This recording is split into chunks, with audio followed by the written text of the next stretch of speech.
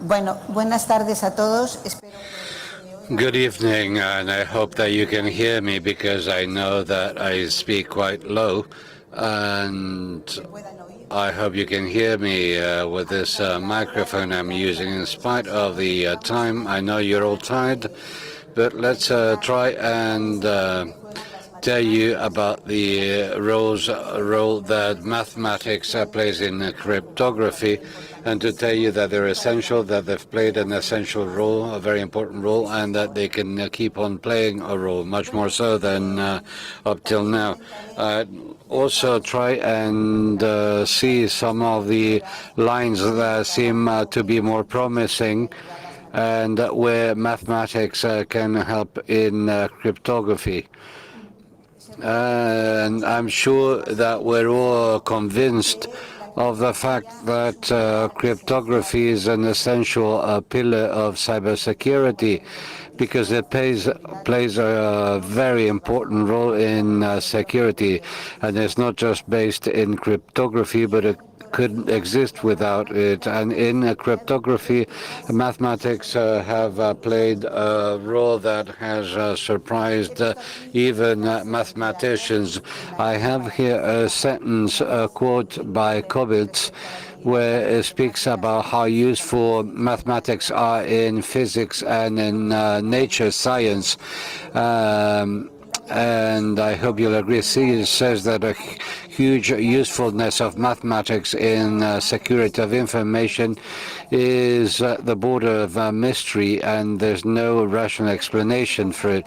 And before we speak about the role of mathematics in cryptography, I'd like to briefly go over something, and I'm going to do this very quickly, about these history of cryptography, because it's not something that started being applied a few years ago, but rather this started several centuries before Christ, even though we must say that at the very beginning it was more of an art, more so than science. And in the Spanish language dictionary, when we look for the definition of cryptography, it says the art of writing with a private password or with an enigmatic and mysterious way. Where are the first examples of cryptography? I'm sure you've all heard about its use in Sparta and Persia. In several ceremonies, what they did was to write on a parchment, and when the parchment was rolled up, it was called a citala. So citala, when unrolling it, you could see the letters, and when the message reached its recipient, the recipient had to have the same sort of a stick in order to roll up the parchment and recover the message and retrieve the message. Another sort of encryption we all know of is the famous Caesar's encryption or encrypting, where he substitutes a letter with a letter that two letters ahead in the alphabet. And in these replacements, we have the Alberti encryption, and a special disk was designed for this disk that I'm sure kids have been able to see in cryptography workshops this morning. So therefore, in cryptography, this wish for security has been present. And all of them have something in common. They belong to what we call today private key cryptography. So people that want to communicate, they agree on a key to encrypt the messages and communicate. They use different techniques, even though this might seem to be rather based on ingenious, but there's always a mathematical operation behind. But as we see, they do not use deep or serious maths. In private key encrypting that we use today, they use a different type of mathematics, but not at the level we wish to reach. At present, they use a flow encrypting or block encrypting, and behind all of them there are mathematical operations. But in fact, what was a milestone and change cryptography was the coming of public key cryptography. This is as recent as in 1976. As I said, cryptography was always on private key, and the use was for diplomatic or military purposes. Military secrets or state secrets were protected. As I said, the essential idea was that the same key had to be shared. In order to do so, both persons had to meet, or they should both access the key. The fact of getting the key that had to be communicated was always a tricky point. The fact of intercepting it might have fatal conditions, as in Maria Estuardo's case, she could be beheaded. And when we see the public cryptography, this is the problem that we try to avoid, to have the key exchange and no longer be a problem, and for it to be able to send through a public channel. This pioneer work with this new idea has launched a new idea that breaks away with the previous one, because right now the encryption and decryption keys are the same. Well, and but there's the same level of difficulty. So what they propose in their work is that each user will have two different passwords or keys, one for encrypting and the other one for disencrypt. But the password or key they use to encrypt must be a key or password that only he or she knows, so that anybody who can see the messages that are encrypted will not be able to read them or see them. So this, in principle, is shocking. How can one do something in such a way that everybody can know how to encrypt and not know how to encrypt it, so decipher it? So there are what we call one-way functions. A function where a given element we can estimate or calculate the image of an element. But on the other hand, or the other way around, if I know an element which I know is the image because of the function, another, I have to find great difficulties in order to be able to estimate the element it is an image of.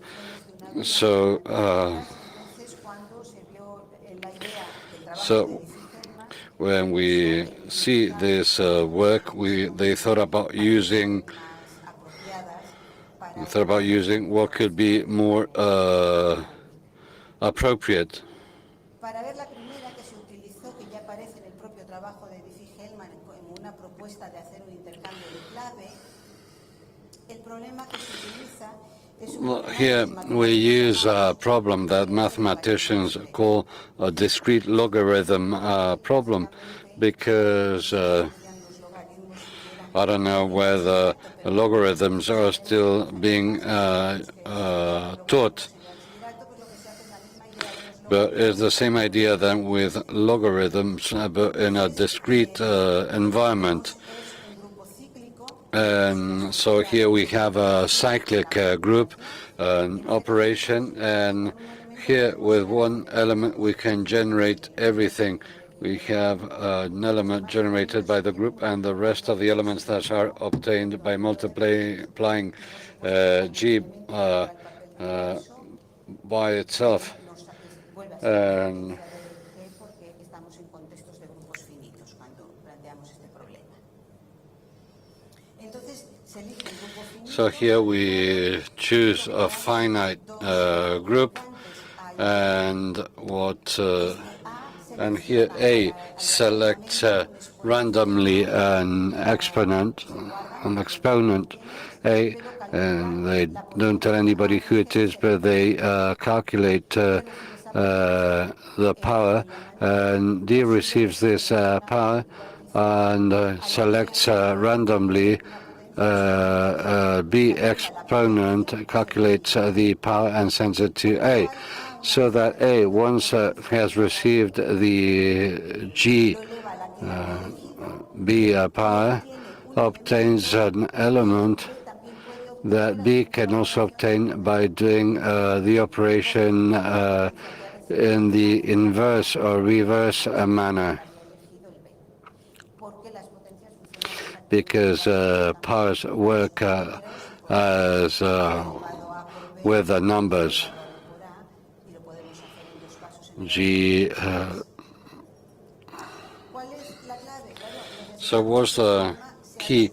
We need this problem to be complex enough so that if somebody is watching the network, what does he see? He sees these GA element,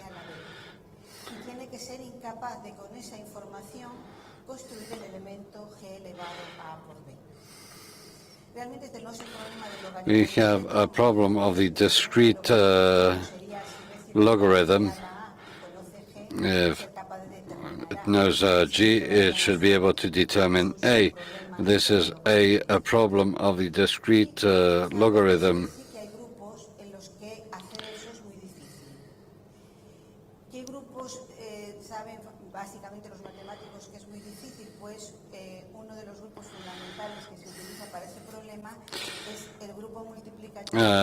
There's a multiplication number of a finite element. In mathematics, we use the two-element body, but we have finite bodies with any element that's the power of a prime number. And bodies we no longer have an operation. We have two, the addition and the product. We can add, we can multiply, and we remove the zero that spoils the product, because any element multiplied by zero will result in zero.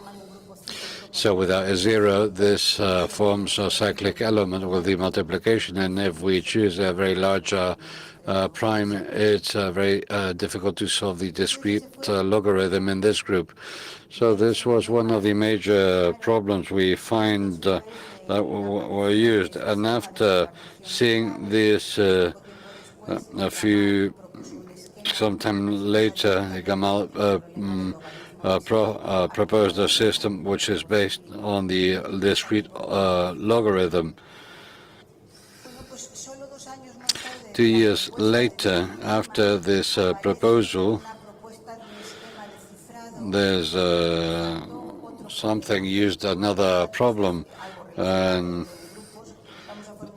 now we're going to formulate it in the easiest possible way, the factorization of large numbers. So the authors of the famous SRSA decided to apply the scheme defined by Hellman using the factoring of very large numbers. So they use this scheme. And what does this consist of? Whoever will design the key will do it with a slight trick. A very large number is built, but as a product of two large primes. So this allows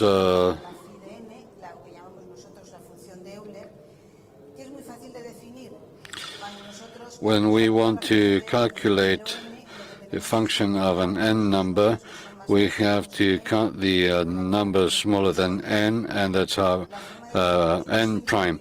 And the way to define it is very easy. But if we think of a number like 128 digits, thinking about counting all the numbers that are smaller would take us centuries. It's impossible to do it, not even with computers. So this is something that is difficult to know if we don't have the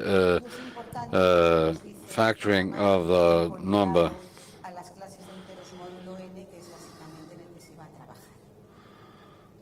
Entonces, el diseñador de la clave que ha construido el n de esa forma y tiene toda esa información. So when you have all this information, you choose an exponent,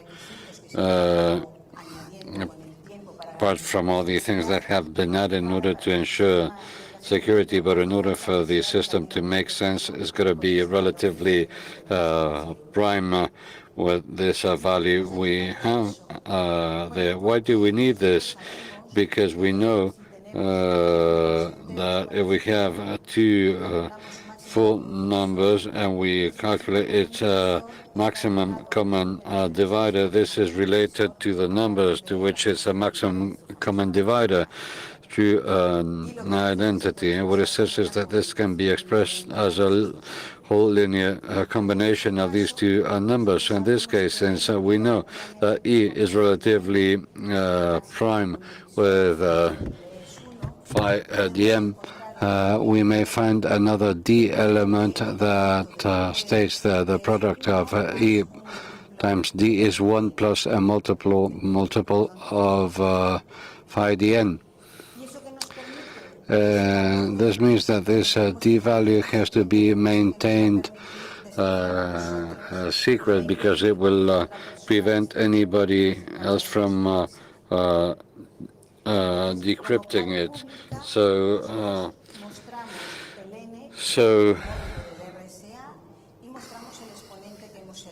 here we show the exponent we've selected. And as a private key, we have to maintain this D that meets this condition. We maintain secret D and the two prime. But if we know the two prime ones, we know the D.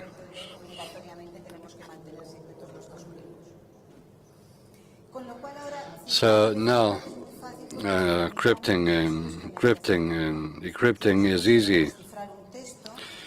If we want to have a text and translate it into a number, the text is represented by a number smaller than the module, and we calculate the E part of this text, the module N.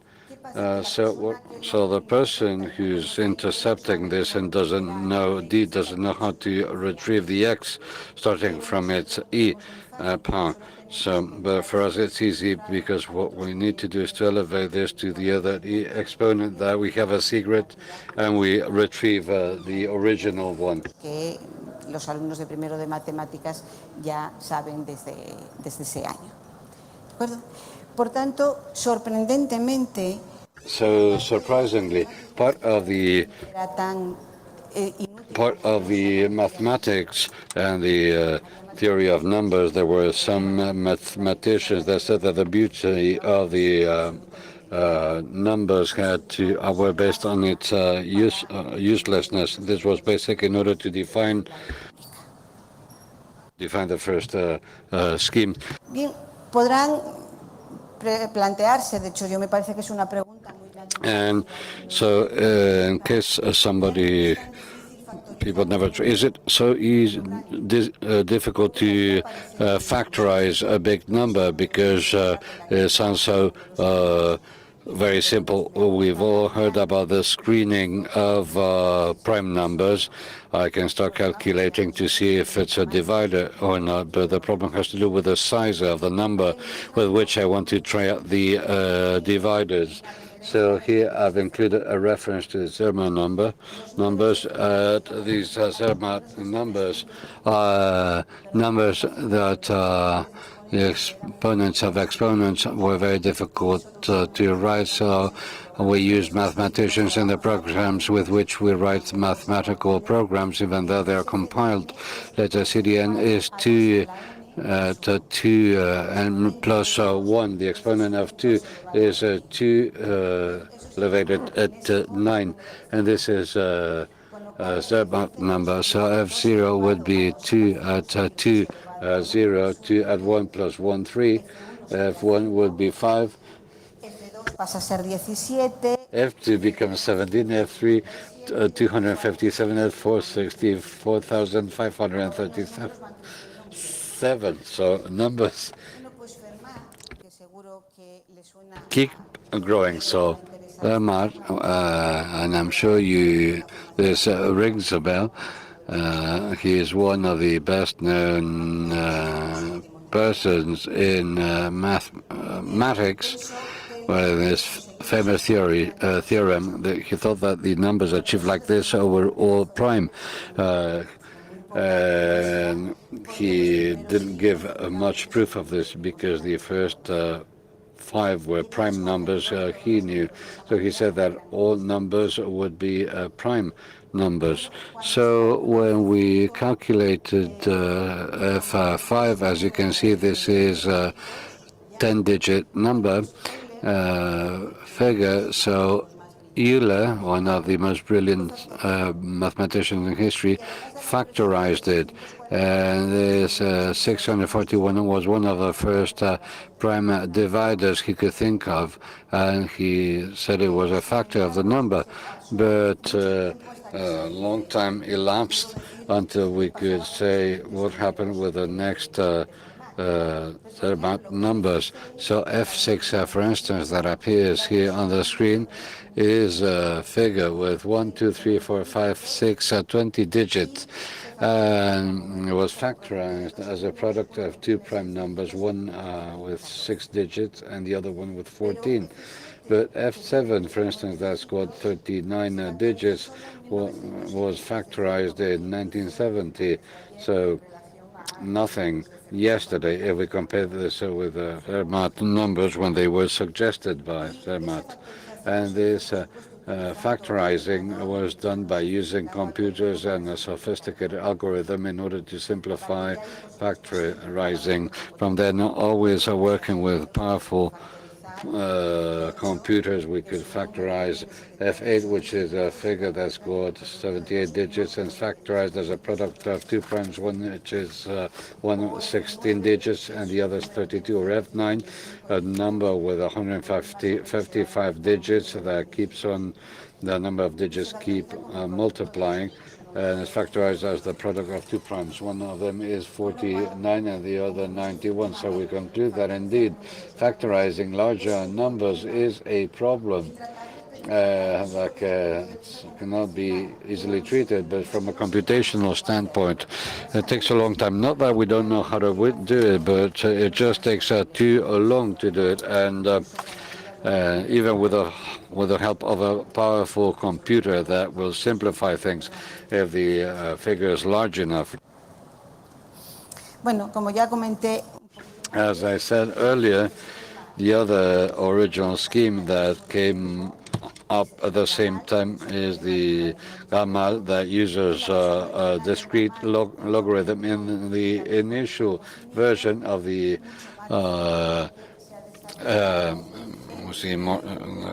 we see that there's a group that's been developed that comes from the algebraic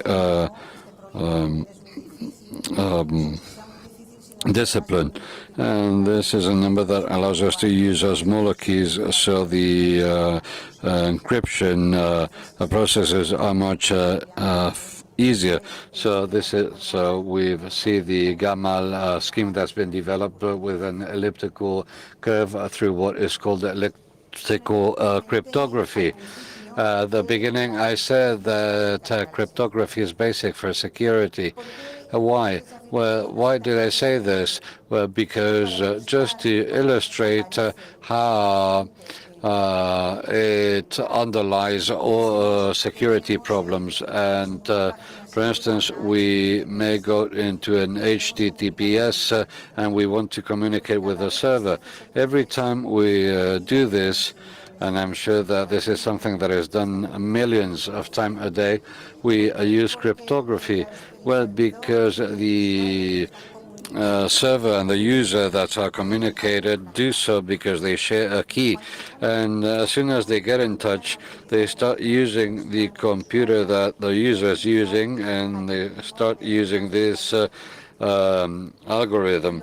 And so these two people that are communicating share a key, and they encrypt messages.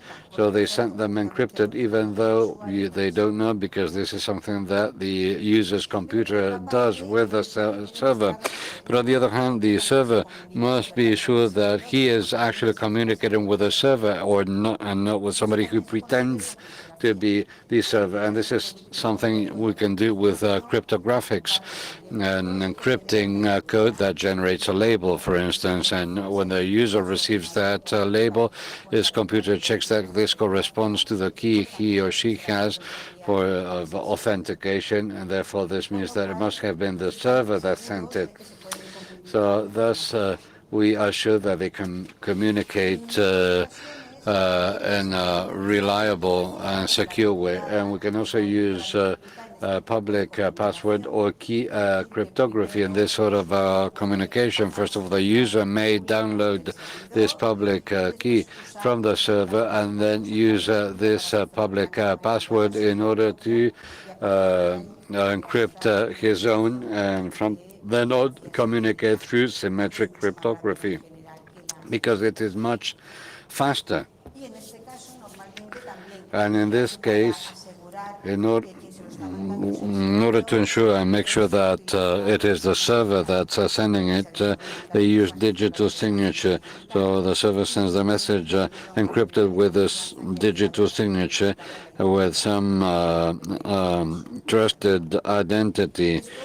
And this is really important in everything we do every day. For instance, every time we update a computer software, if our computer wasn't sure that this updating is being sent by the program's programmer, we could install a pirate programmer instead of an update that could destroy everything we have in it. So therefore, the type of processors, it's essential to have a cryptography, and obviously, and looking for security, bear in mind that absolute security doesn't exist. That is, cryptography is constantly a race, trying to do safe schemes in order for others to look for vulnerabilities, and the perfect scheme doesn't exist. We're not going to be able to find one that will be able to withstand anything. So apart from these two problems that we've mentioned and that have been used in cryptography, there's another one, apart from the famous ISA and logarithm and elliptical curves. This gives rise to the cryptography of elliptical curves that is used in ID cards, where you see the identity of the person, and he or she can even sign documents with it. So here I've selected 4. Following some newer ideas, and I wanted to tell you that this is slightly different from what I've been telling you of so far. We have the hash cryptographic functions. A hash function or a summary function is a function that associates arbitrary longitude with fixed m length. But in order for a hash function to be used for cryptography, there are certain requirements. We cannot use just any hash function. So there's requirements about efficiency. There's got to be efficient implementations that will allow us to estimate the image of an arbitrary length image, and on the other hand, there's going to be other safety security conditions must be met. One is called a resistance to collisions, resistance to the second other image, or resistance to a target collision. And they are very close, but we can try and define them superficially. Resistance to collisions means that it will not be impossible to find two elements that will have the same image according to the hash function.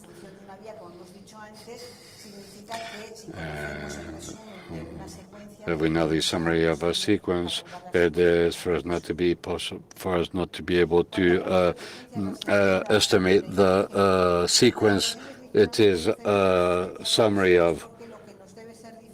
What must be difficult for us is the following. If we are given an element, which I know is the hash of somebody, of one, and whose hash it is, and to be able to find another element that will have the same summary function. And resistance to objective collision. If we select a specific target, it wouldn't be difficult to find another element with the same image based on the hash function that we specified. It must be said that currently there are no families of hash functions that are at the same time efficient and secure. And this security can be duly demonstrated with what mathematicians consider a true demonstration of security, that it can be demonstrated or proved with a series of steps and using specific tools. What happens? Problem is that some work, and it seems that they work because they're able to resist the attacks that they are constantly receiving from cryptographers. So we understand that they are reasonably secure. I mean, this security cannot be demonstrated, but they are reasonably secure. For a long time, SHA-1 was used, but then collisions were identified. And this endangers security, but the fact that one has been identified doesn't disable the function as such, but calls for, of course, examination. Whenever there's a hash function that is compromised, and this is something that happened with SHA-1, a collision was detected, and there are procedures that sometimes oblige us to lose some efficacy because they complicate the process, but contribute to the resilience or resistance. So there are hash functions that are apparently safe and secure and that can be used for cryptographic purposes.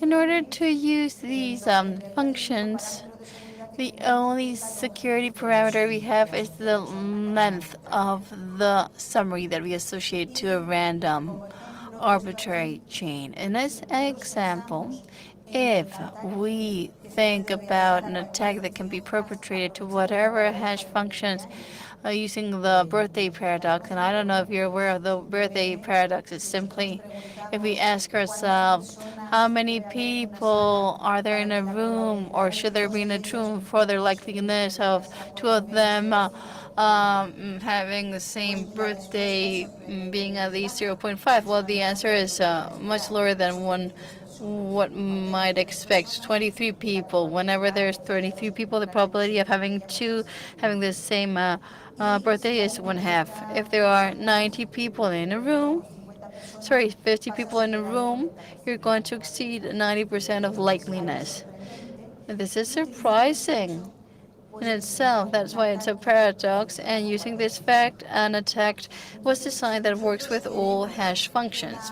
If we want a hash function that has an n length, and an attack is designed based on the birthday paradox, the time required to find by brute force a collision is 2 to the power of n halves. So currently, for us to feel safe, we would need a length of at least 256 for the time required to find the collision would be long enough, and therefore not a matter of concern.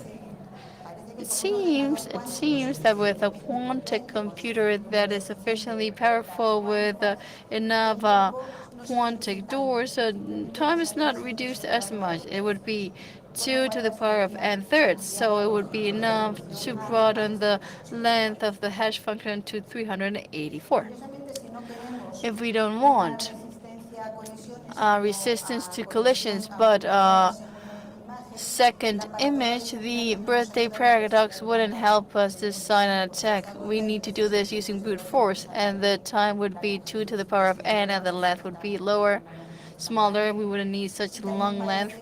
And it seems that in this case, quantum computers don't have a devastating effect, and would simply reduce to 2 to the power of n half, so the length wouldn't be multiplied significantly. Another type of problems that we need to consider when considering cryptography are those that are linked to reticles and more specifically short vectors.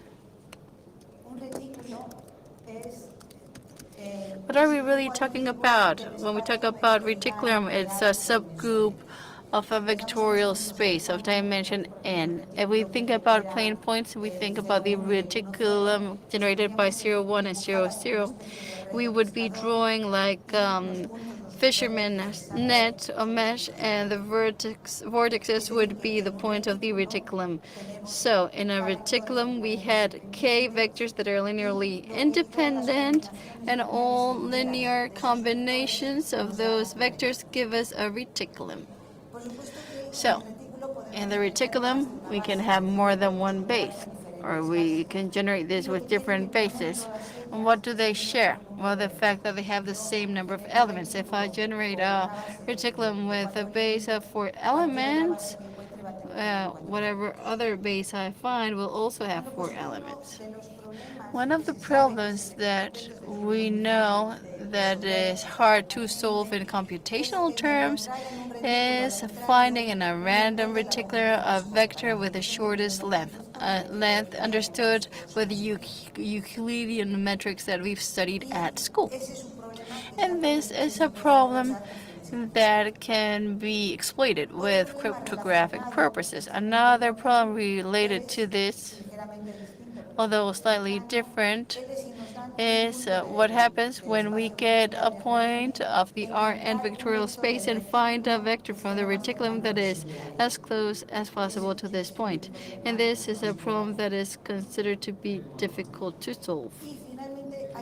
Unless there is another significant problem, which is that of reduction of a reticulum base, i.e. finding a base with good properties. I'm referring to base made up of small size short length vectors.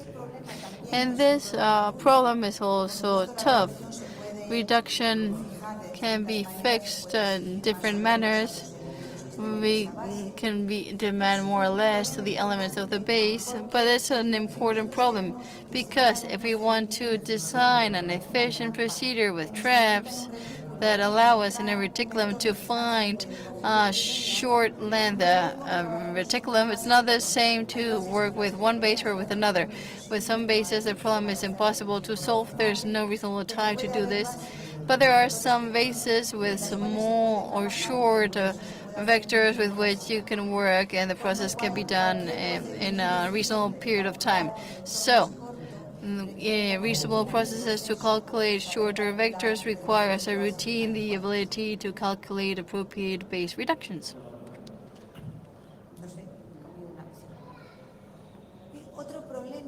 Good. Let's move on. Another problem that uses what we call error corrective codes. The idea behind error corrective codes is as follows. Initially, one may think that this is close to cryptography and that what we do is also encrypt, but what we do truly is code, because the goal is essentially different. In cryptography, we modify a message and we encrypt it so that people don't know what we're saying.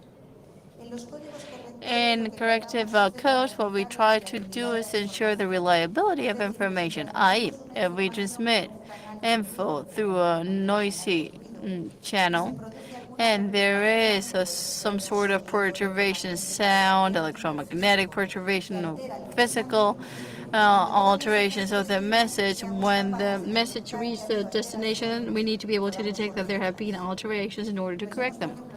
So, for example, we use satellites that take pictures. So let's imagine that we send a satellite to take pictures of the moon in a specific phase to be then sent back to planet Earth. And we can say, well, there's no problem if when we receive the picture it's flawed, it can take further pictures, but maybe that's not possible because the position of the moon has changed and the new picture sent from the satellite will not provide us with the info we're looking for. That's why it's very important that we're able to correct the errors produced. And on a daily basis, computers are constantly managing corrective codes, error corrective codes, because the data that are stored need to be stored with a code that, if there's an error in the processing of that info, allows to detect that error and to recover it in an automatic way. Error corrective codes are another important field of research that resort to mathematics, and in this case we're only going to think about linear codes, okay? Linear codes are always built based on a vectorial space on a finite body. As you know, finite bodies are in this field superstars. In the past, because of the influence of physicists, we only talked about real numbers and complex numbers in the best of cases, and we left aside rational numbers and finite bodies. But with these new theories, the theory of finite bodies has played an essential role. It's no longer something sophisticated, something very sophisticated that we algebra experts invented and now play a stellar role. So we're talking about finite bodies, a series of elements in a finite body, and that hold or use up a space of dimension k. The code, what it does is code elements that add additional elements up until n, so that those elements that don't contain info allow us to detect errors and then correct them. So these parameters are essential together with other elements that provide us with corrective capabilities. When we want to build a code, we do this by multiplying matrices. We have a generating matrix k times n size, and we get the catchable that contains the digits of the message, and obtain the number we're looking for. In this vectorial space and a finite body, we also have a metric that is very different to Euclidean metrics, and this is what we call Hamming distance. And what Hamming distance says is that tells us how many positions are different between two different elements. That's what this Hamming distance tells us. The problem when it comes to decoding is that we're trying to find effective mechanisms so that when we receive the coded word, we're able to detect errors. If it's not the case, we recover the info received immediately, but if there have been errors, we recover the correct info, the word that was truly sent before the channel altered the word through noise or because of whatever reason. And of course, we cannot correct as many errors as you wish. The number of errors we can correct is determined not only by the physical features of the channel, but also by the corrective capability of the code we are using. And this corrective capacity can be known a priori by knowing the minimum distance of the code, i.e., by knowing the smallest distance between two code words. When we build these codes, the words of the code need to be sufficiently separated so that the minimum distance between them is sufficiently big to allow us to correct errors. In order to correct an error, you need a minimum distance of 3. because if we have a minimum distance d, the code can detect -1 errors and can correct d divided by 2 errors. When we design these codes, what we're looking for is for the dimension to be big enough. Dimension is k. It's the subspace because this basically tells us that we can code many words at a time.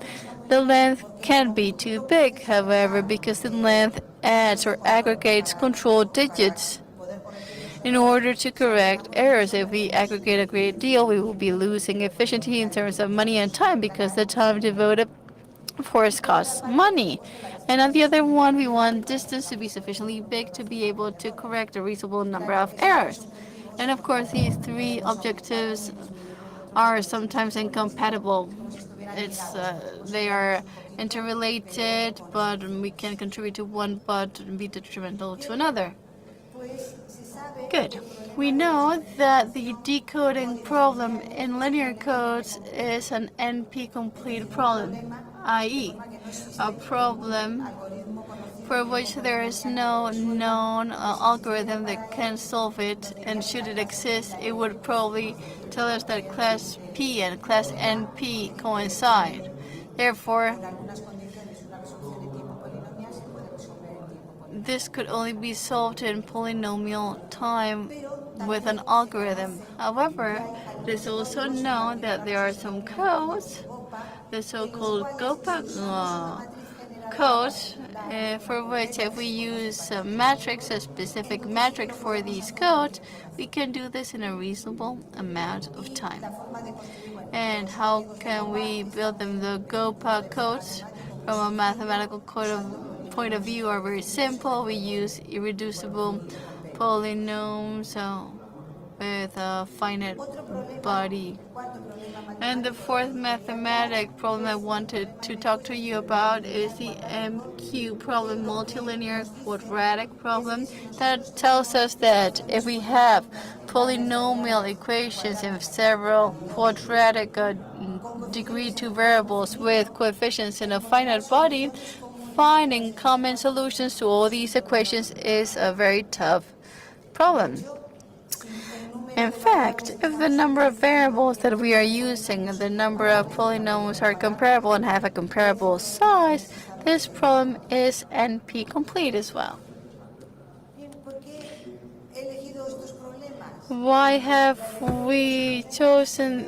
I chosen these problems? Well, because based on these problems, there are some cryptographic constructions of encryption systems and digital signature systems that do shed hope and light to the continuity of cryptography in a post-quantum period. We know that currently the two systems that are most used in cryptography are RSA and elliptical curve cryptography, or EC. And this is, of course, a personal opinion, and one of the reasons why they are used, aside from their effectiveness, and they're also efficient and they can be done in a short period of time, and it's because during the past years, many implementations have been done. There's an industry around this, and they have improved the problem, know how to choose module N in the RSA or what curve needs to be chosen, and some implementations are secure because they've been honed and fine-tuned each time there was an attack against them. The concept of quantum computer that was introduced in the 80s unveiled an underlying threat to public key cryptography, because it seemed that quantum computers, should they be built, would allow for very complex equations and transactions to be done in a very short period of time. The threat grew when in 1994, Peter Shor presented quantum algorithms that allowed to factor whole numbers and calculate discrete algorithms in polynomial time, meaning that using RSA or elliptical curve cryptography and having a quantum computer that was sufficiently powerful to do a sufficient number of quantum operations, we would take just as much time in encrypting RSA and elliptical curve. So both of these procedures would no longer be useful. And of course, we need alternatives, B plan in our portfolio. So in case quantum computers are built with enough capacities, we'll need alternatives because small ones with 6 or 8 quantum doors, so of course those have been built, but that's not enough. And until those large quantum computers are built, we will be able to continue using cryptography.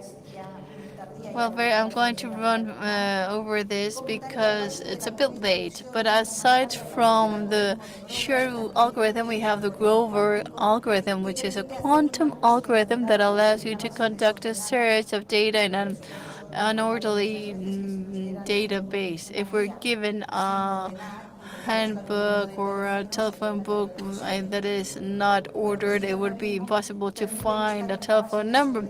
And this algorithm allows you to find in an unordered database in time that is the square root of n.